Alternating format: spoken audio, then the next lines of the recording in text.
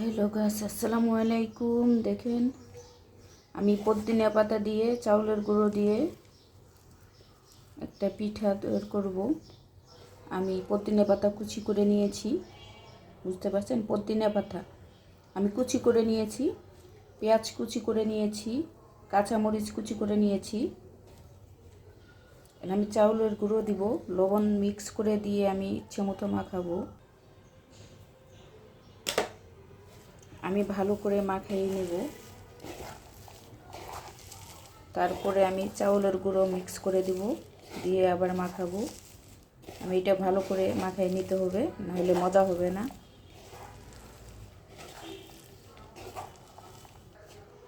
আপনারা শেষ পর্যন্ত দেখতে থাকবেন।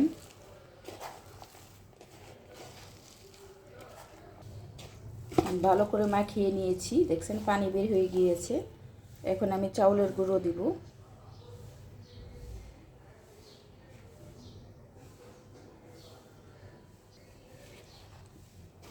এখন আমি মিক্স করে নিব ভালো করে।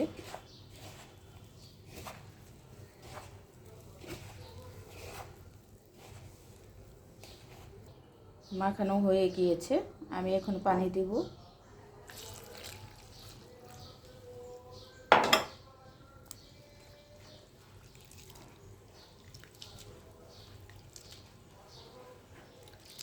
আর একটু পানি লাগবে।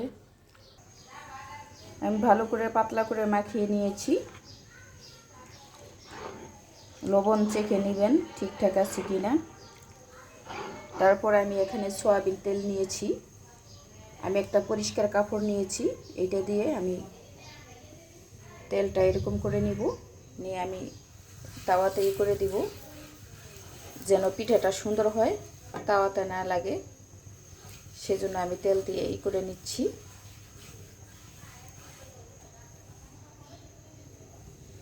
এখন আমি এটা দিব, চাউলের গুঁড়ো দেব, এই জিনিসটা আমি দিব।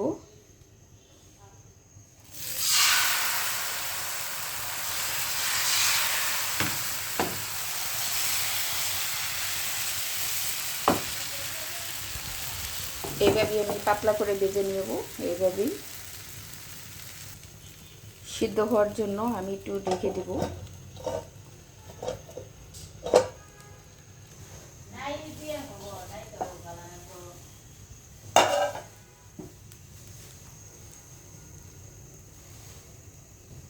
একটু ভালো করে হতে হবে।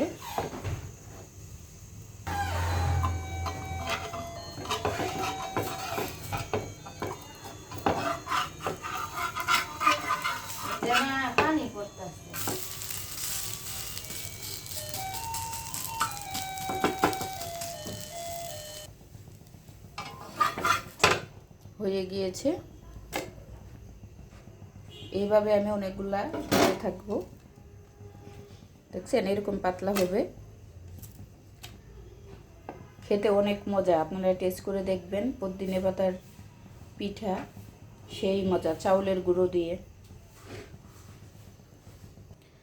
আমি প্রত্যেকবার পিঠা উঠাবো আর প্রত্যেকবার এরকম করে তেল নিয়ে হালকা তেল দিয়ে আমি এইভাবে ভালো করে মুছে নিব।